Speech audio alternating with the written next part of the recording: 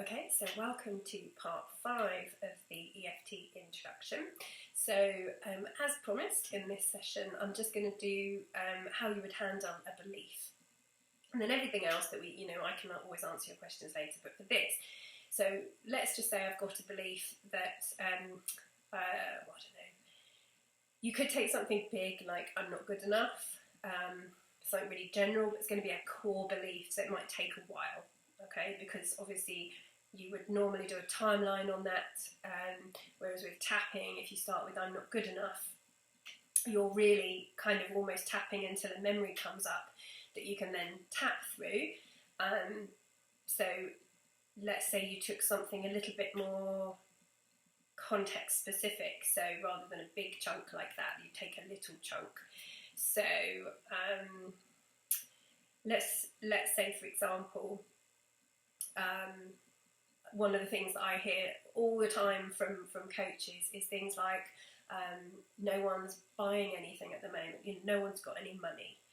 So if the belief was I can't sell enough coaching, or I can't sell enough training courses, whatever, because no one's got any money, then you would start with, even though I believe that people haven't got any money to buy coaching with at the moment, I deeply and completely love and accept myself. Also pay attention to how true that belief feels. So if I just take, okay, I've got to sell the NLP practitioner. So let's say my belief was, it's hard to get people to spend money on something. So let's say, okay, I believe that about 5 out of 10, but for someone who you could be doing 9 out of 10.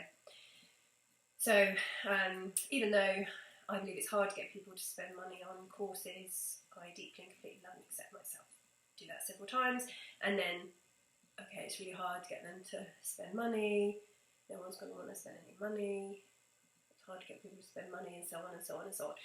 So you just take the belief and you take a very small repeater statement for that and keep tapping. After a few rounds you check in, okay, so how strong is the belief now? Okay, it's a 3, and pay attention to what's coming up and follow it. If you get a memory pop up, then you immediately switch to the memory. The memory always takes precedence because the memory is probably where the belief came from, same as a timeline. You don't need a memory to be able to resolve this, because once you get down to 0 or 1, you'll start hearing things like, okay, so actually people spend money on things they really need, so all I have to do is show them how they need it. All I have to do is help people figure out that they need it.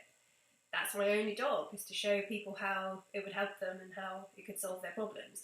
And so you start with a more positive belief, finish with a more positive belief at the end, and that's pretty much it for a belief. So we've done emotions, we've done memories and beliefs.